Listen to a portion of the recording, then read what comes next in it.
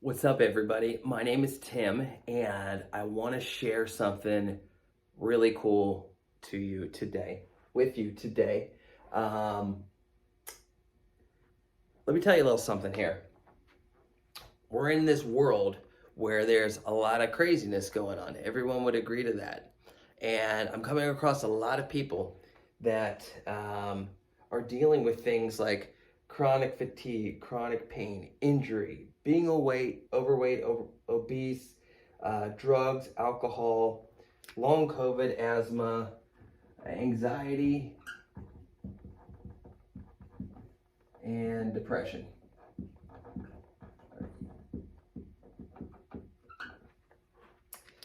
Why? Why is that, right? Of these things, chronic fatigue, chronic pain, overweight, alcohol, drug abuse, cancer, anxiety, depression, those things in red, those were actually things that I was dealing with. But for those of you that know me, I'm a long time health, wellness, and fitness expert. So how is it that I are running into these things? Is it like genetic? Is it, cause of the environment? Is it because I'm completely out of control? Well, that's exactly what I was trying to figure out. And I developed a system called BioResilience. And these aren't unique ideas, but they are concepts that I aggregated from some of the best healers in the world that allowed me to move from this, dealing with these things to a point of homeostasis.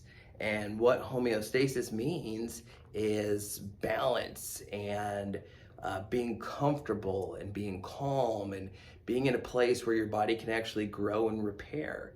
So we're in one of two states. We're either in homeostasis, where we're developing, growing, and repairing, or we're in a defensive pattern where our body is trying to maintain and hold on. And when you stay in defensive patterns too long over the course of time, these are the things that develop. So if any of these resonate with you or something similar to these that you just keep dealing with, listen up, because I think we're going to show you exactly how to map this and figure out what to do next. Okay?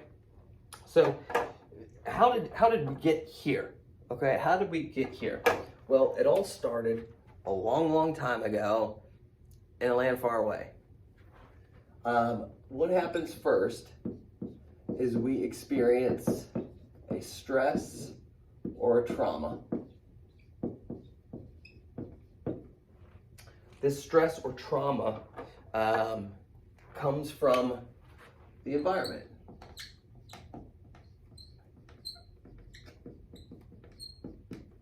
So from the environment, a force acts on us, which causes us physical stress, emotional stress, physical trauma, emotional trauma. We all know what this is like. And if we don't know exactly what the stress is that is acted on us by the environment, we at least know how it feels, right? So we've all been in this position before, and I'm here to tell you, stress and trauma from the environment does not stop. It's unrelenting, okay? But that's okay. That's just life. If you're unable to absorb the stress and trauma and return to homeostasis, a place of balance, you move to step 2. And step 2 is called implosion or contraction. R-A-C-T-I-O-N. What does this mean?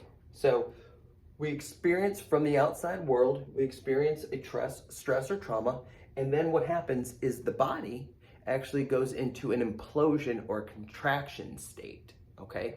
This is not a bad thing. This is by design. The body, let's call exercise a stress. So we exercise and the body contracts and implodes on itself in order to produce a performance result, okay?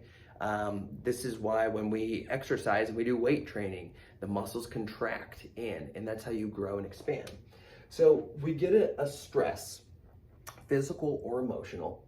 The body then implodes and contracts on itself. This is work that's being done. If we're unable to deal with our stress and trauma at this and return to homeostasis, then the body implodes and contracts as a defense mechanism. And if you are strong enough, then you return to homeostasis after the activity. They make reference to this in the animal kingdom. If a gazelle is being pursued by a lion, it will implode and contract on itself in order to escape the lion. And then when it makes its way back to the herd safely, it within seconds returns to homeostasis. Okay, but in our world and with our human brains, we deal with the stress, we implode and contract, and if we are able to return back to homeostasis because the way that we operate, and we continue to hold on to it, we move to the next step, which is, let me check my notes. Okay, that's right. Adaptation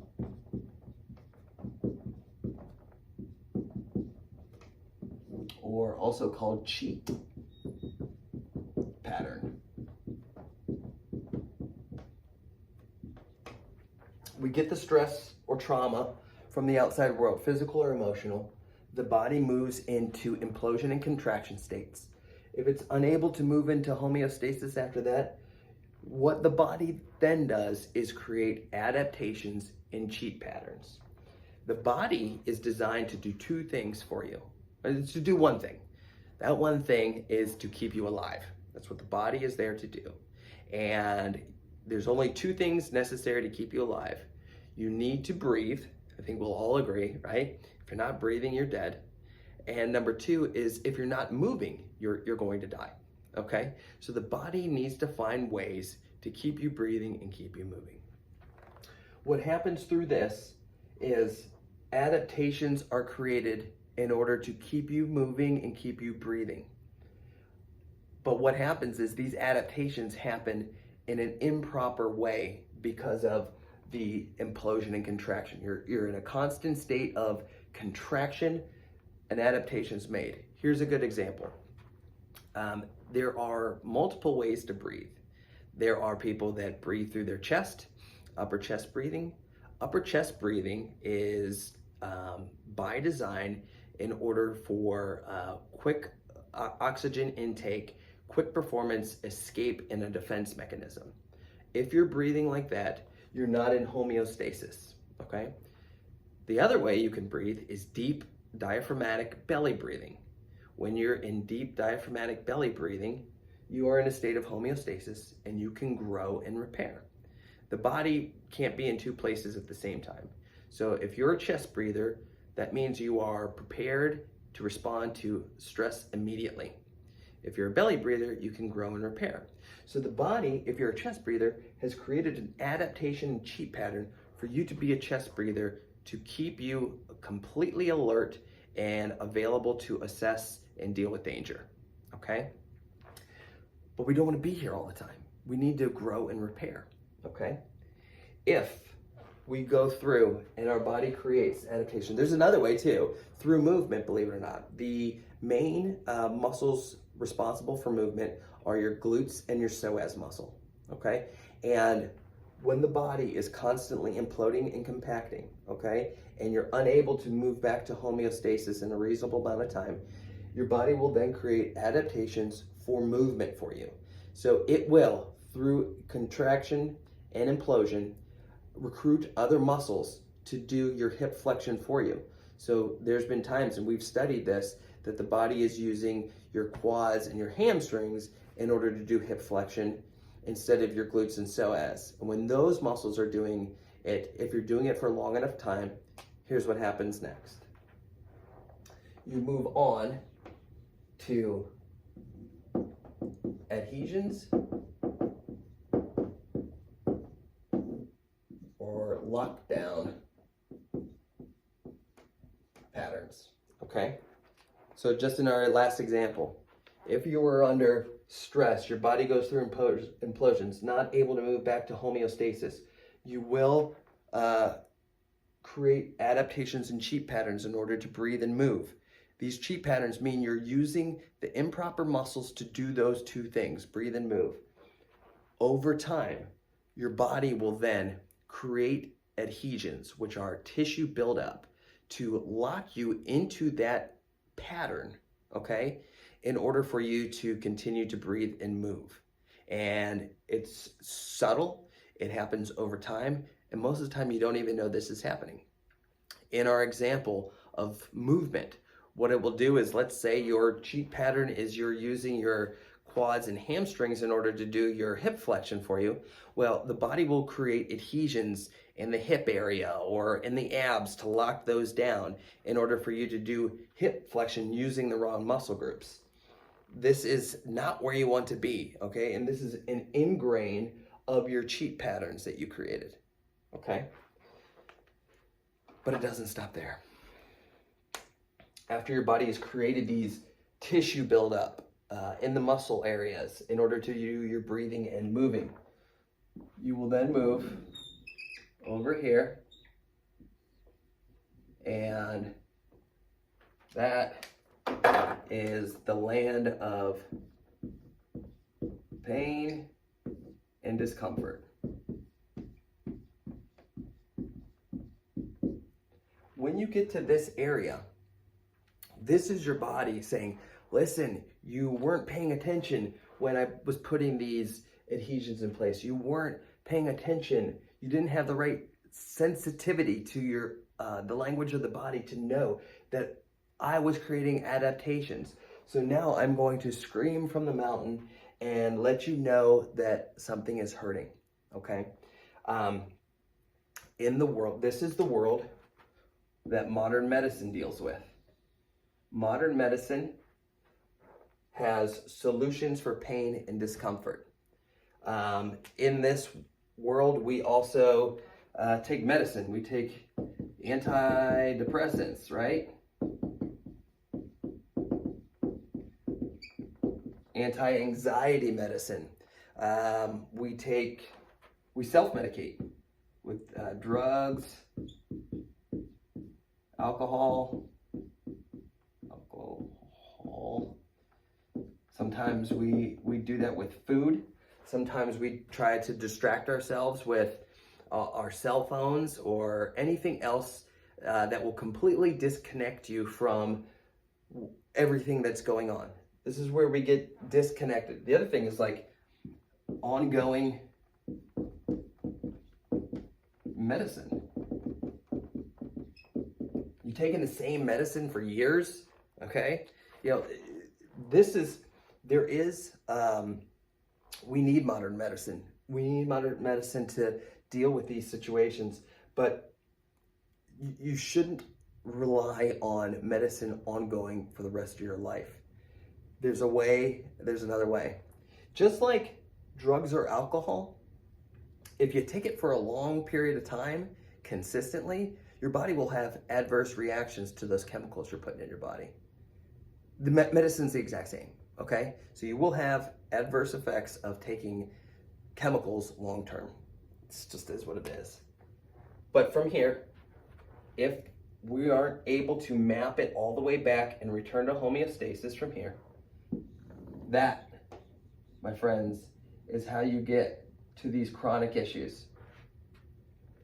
Okay, that is exactly what happened to me over the course of time. I don't know exactly what the environmental stress or trauma or emotional stress or physical stress that I went through that put me on this path, but this is exactly what happened to me, and it was over the course of years. It was over the course of years, but I got to a point where I was, I was in my 30s. I'm like, I'm too young to be, sleeping all the time. I'm too young to have chronic pain. How come I got cancer and I have no relative family history of cancer? What is going on? Well, it was long-term stress, trauma, implosion, these cheat patterns that drove us to here. Okay? But there are solutions, okay, beyond medicine and surgeries. And think about it. Think about injury, the folks that have a rotator cuff surgery, and months or years later, they have to have another surgery on the same shoulder, or they still have pain and discomfort. Well, it's not because the surgery went wrong. The surgery went perfect, right? But it's you haven't changed these patterns on how you deal with this stuff, and it comes right back because your adaptation and chi pattern and adhesions led to your shoulder surgery, all right? But there's good news, okay? There's good news. You can actually map this all the way back. And there's a couple things that we do to do this. Let me share with you kind of how BioResilience works, okay? So there's always stress, forces from the environment. There's forces from the environment constantly on us, okay? And what we need to do is places like here and places like here where we build up our resilience, okay? A stressful situation comes in. Sometimes people can deal with a stressful situation and it does absolutely nothing to them, okay? What does that mean? That means they have resilience for that stress. They are prepared, they are built, okay? Sometimes we see something on the news and all of a sudden we are fired up the rest of the day and we have to take to social media and let everybody know how we feel about it. And we have to go around and preach and make ourselves, it's because we do not have the resilience to handle that type of stress. And this is okay. This is okay. This is natural. There are things, and I've been working on this for months, there are things that I just do not have the capacity to handle from a stress or trauma standpoint. So if I don't have the resilience for it, I move on to implosion and contraction, okay? Again, this is okay. This is a good stage. In fact, the implosion and contraction stage is where resilience, if you don't have it, is where resilience is built. Okay, this is the manufacturing hub for resilience and capacity. Okay, so what happens is your body works. You work on what it is that you're dealing with, your stress, your trauma. Exercise, daily exercise, cold plunge, different type of stresses that you take on or deal with and work through and manage, and then you can return to homeostasis.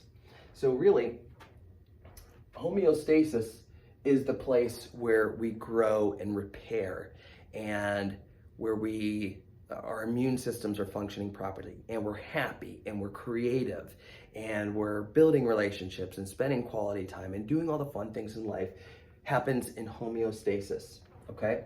So we go from a place of homeostasis to stress. Stress will happen regardless. If we have enough capacity and resilience to handle the stress, then we just bounce right back to homeostasis. If we don't, we move on to implosion and contraction. And then if we're able to work through that stress, we're managing it, we're playing with it, we're finding the benefits of that actual stress in order to build it. You take on a stressful situation and you find out how you operate through it. The stressful situation doesn't get you so emotional and make you create adaptations, but you manage it, you work through it, you deal with it, you grow, and now you build resistance for the next time a similar situation happens to you. You can just go from it being stressed and bounce right back to homeostasis.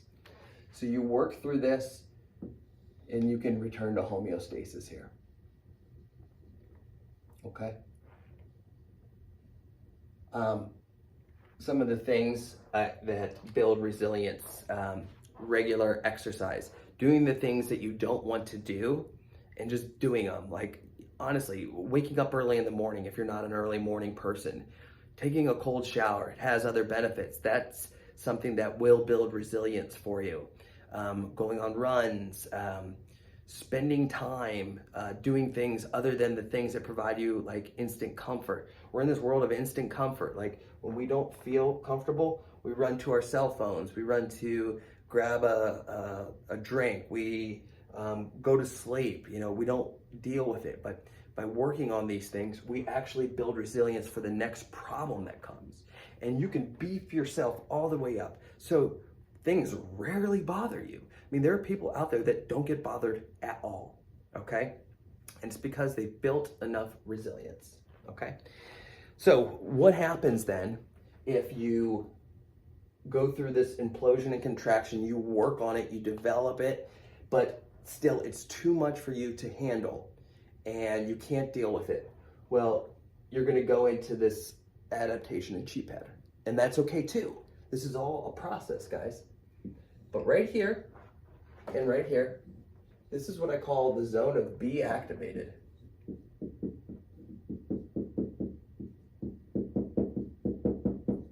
Be Activated is a protocol designed by one of the best healers in the world, Douglas Heel, and it's a series of activation points throughout the body that allow you to work your way back to homeostasis when you get into these zones of adaptations, cheat patterns, adhesions, pain, discomfort, and so forth. So what we do then is with this Be Activated system, we can do testing. Be Activated testing will allow you to determine where your body had put in those cheat patterns. Literally, we can tell, through our testing if you are chest breathing versus belly breathing, okay? We can tell if what muscles you are using for hip flexion and movement opposed to the glutes and psoas, okay? Through our testing. And then we could do our activation. When we do our activation, it resets the system. So now you go back into your proper ways of moving and breathing. When you're in your proper ways of moving and breathing, that is how you return to homeostasis. Okay? And in homeostasis is where we grow and repair and build and become more resilient. This process here that I was going through on establishing and building resilience, it's a proactive thing. You're inviting stress. Like exercise isn't something you have to do, but it's something that you want to do because you invite it in, because it builds your resilience. It's like this amazing circle of growth and repair where you're actually taking things on that you wouldn't normally do. If we get to this point of adhesions and lockdowns, we want to first do our Be Activated testing. This lets us know what cheat patterns we put in place, what compensating patterns we put in place, and then we do our activation, which breaks up these adhesions and lockdown. And this is important. You do not want to go through and just break up adhesions and lockdowns without first testing to see exactly where the cheat pattern was formed. And here's why. Your body put those adhesions and tissue buildup in on purpose. It's a crutch to allow you to breathe and move. If you take the crutch away without restarting the adaptation or clearing out the adaptations and moving to homeostasis, you can literally go from these adhesions and lockdowns right to this zone. So don't clear out those adhesions without knowing what the cheat pattern was first, and then you work your way back, okay? Last, or these two zones, it's the exact same. There's no difference. You want to do your Be Activated testing and your activation. And then from there, you can work your way back to homeostasis. When you get into this zone, there's a little bit more work that needs to be done. You're not just going to test, see what's going on, and then activate your way back. It's happened before, but there's a little bit more work that needs done here, and you got to map your way back. So with our testing, I think it's probably good to mention there's a couple things that we ask. Questions, how are you breathing?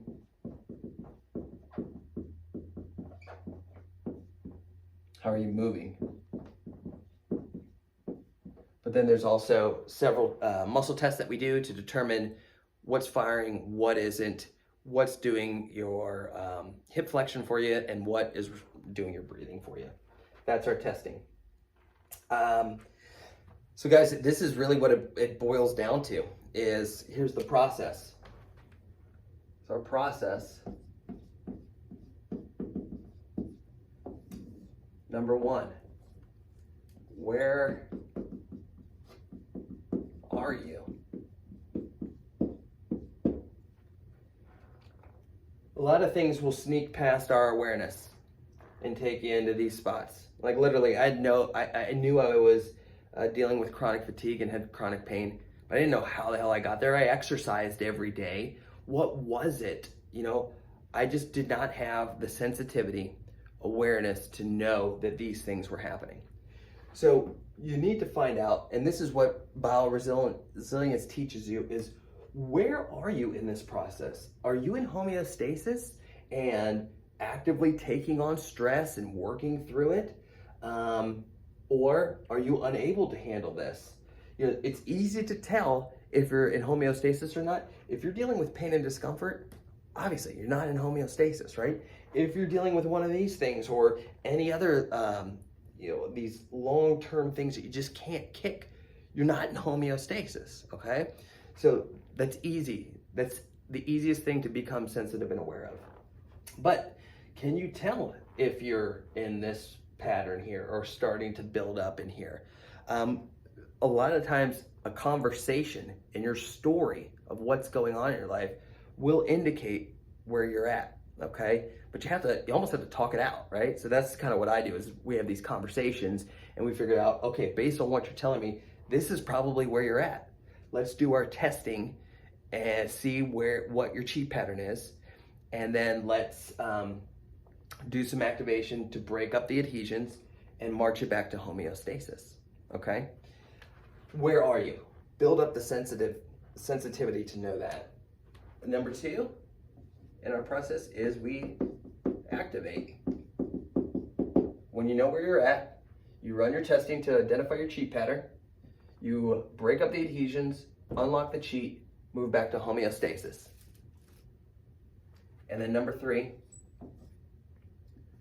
you build resilience. Build capacity to handle all this crap, right? You do that in this zone. So, and there are tons of things, and you don't have to go out and run a marathon, right, in order to build capacity. You build capacity based on where you're at, and the more that you can handle, the more capacity you build, the more stress from the environment you can handle. Nothing will bother you. Here's the thing that I see happening a lot too, for folks in this zone or anywhere but here.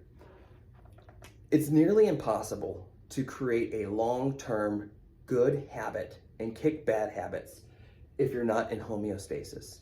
Fortunately, we get folks that are overweight or obese, and they're like, I can't lose weight. I can't stay committed to my workout routine. I can't keep eating the right foods. Why is that? Well, because there's cheat patterns in place and lockdowns in place that don't allow you to be in homeostasis. This is where this zone here, this proactiveness, this is where you can build new habits. This is where you can actually start and commit and stay to exercise routines, okay? This is where you can actually get on a diet and stick to it.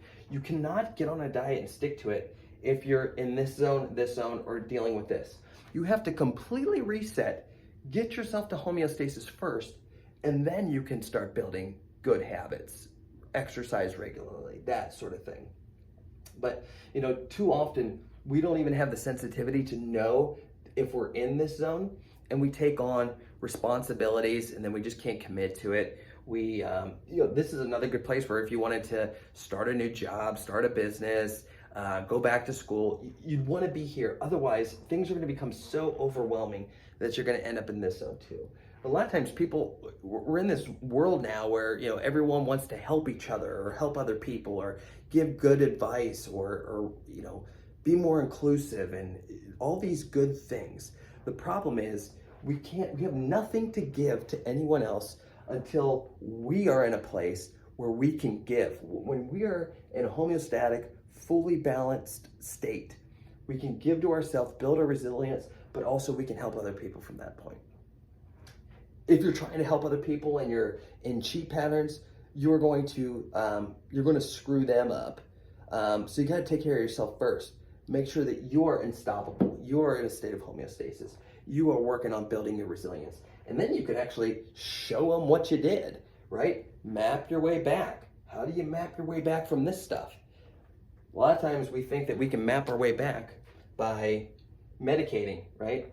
Well, all this does is provide relief. It doesn't put you in homeostasis, so it gives you temporary relief.